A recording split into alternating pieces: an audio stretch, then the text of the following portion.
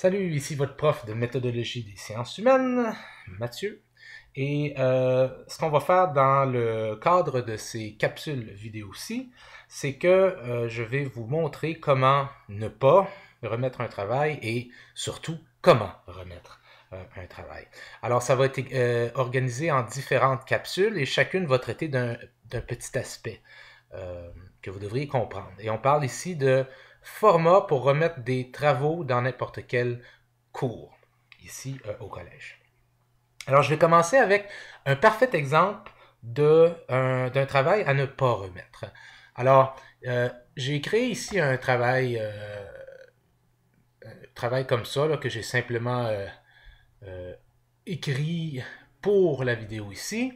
Et je veux simplement vous conscientiser par rapport aux différentes erreurs qui existent dans ce travail pour que vous puissiez les éviter et en être conscient dans le futur.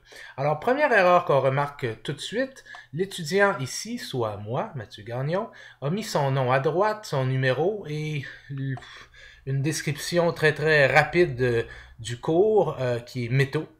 Et ça, c'est un problème parce que il n'y a pas de page titre ici. Cette information-là, en bleu, devrait être organisée à l'intérieur d'une page titre qui contient beaucoup plus d'informations que simplement le nom de l'étudiant, son numéro et une version courte du cours Méthodologie des sciences humaines qui est métaux, dans le fond.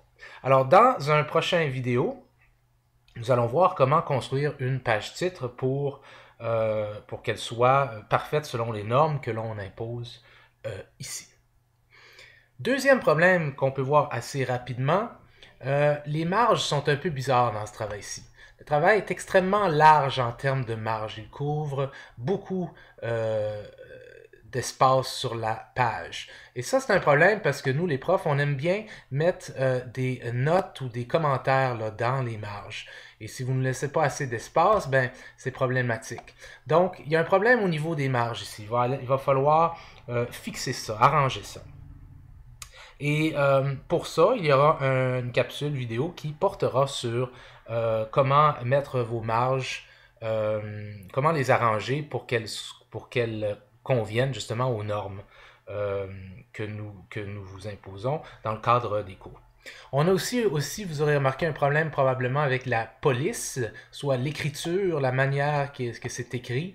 C'est une police qui est un peu, qui fait pas très professionnelle, qui peut même être dur à lire dans certains cas, surtout parce que tout le texte est vraiment compressé, là. Alors, ici, il va falloir apprendre à changer ça.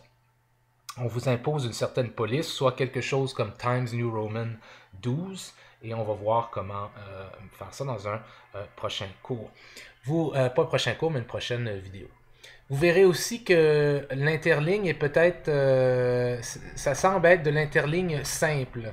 Et ceci est un problème parce qu'au bout d'un moment, pour un prof qui lit ça, qui essaie de l'évaluer, on voit double. Au bout d'un moment, ça devient extrêmement difficile à lire. Donc, ça manque un peu d'espace. Il faudrait donc arranger ça aussi. Et en parlant d'espace, justement, regardez comment le texte est vraiment compressé ou comprimé en un bloc. Donc, tout est en un bloc. On ne sait pas où s'il y a certaines parties qui commencent ou qui s'arrêtent à quelque part. Tout est en un bloc. Ça, c'est extrêmement difficile à lire pour les correcteurs. Il va être important qu'on arrange ça en faisant quoi? En divisant l'information en paragraphes, ce qu'on va apprendre, et aussi en titres et en sous-titres, ce qui rend ça tellement plus simple et tellement plus beau et tellement mieux organisé. Et plus facile pour les profs à corriger aussi. Autre truc, vous remarquerez que des fois, il y a des phrases qui finissent tôt sur la page, alors que d'autres vont plus loin encore, plus tôt. C'est pas très beau, ça. C'est ce qu'on appelle, en fait, ça c'est justifié vers la gauche. Tout commence au même endroit à la gauche, mais à la droite, c'est pas justifié. Ça finit un peu n'importe où. On va vouloir arranger ça aussi, avoir un texte qui est justifié à la gauche comme à la droite. C'est un texte qui est remis comme ça, en un bloc, sans page titre. Je vois pas vraiment de résumé qui résume simplement le texte. Il faudrait peut-être en avoir un au début. Je ne vois pas de table des matières non plus. Donc, il ne semble pas y avoir de table des matières. Il faudrait peut-être arranger ça. On va voir ça aussi dans un cours. Si certains profs vous demandent des tables des matières, comment faire. Je vois beaucoup d'informations.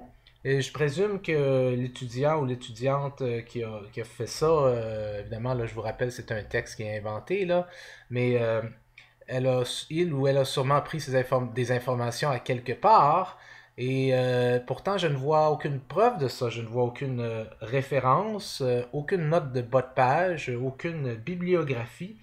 Ça, c'est un gros problème aussi. Et en plus, le travail fait plus d'une page et pourtant, il n'y a pas de... les pages ne sont pas chiffrées. Donc, c'est ça, il manque... les pages ne sont pas chiffrées, là. Donc, ou numérotées, là, plutôt. Alors, c'est un très mauvais travail en termes de format. Et c'est plate de perdre des points à cause de ça parce que le contenu peut être excellent et pourtant on peut avoir une note qui est diminuée par le contenant finalement, le format. Vous voulez éviter ça. Alors, dans le cadre des prochaines capsules vidéo qui font partie de cette liste de lecture YouTube, vous verrez chacun des éléments qui sont nécessaires pour avoir un bon format de travail et comment s'y prendre dans Word pour